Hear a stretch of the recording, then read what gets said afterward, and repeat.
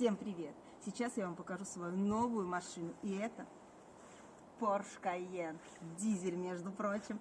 В общем, пишите в комментариях, как вам, достойная замена Бэхи или нет.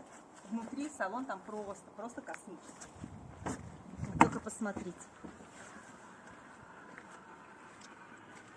Клевый, да? В общем, жду вашей реакции в комментариях под этим видео. Пишите. Очень будет интересно почитать. А я поехала кататься.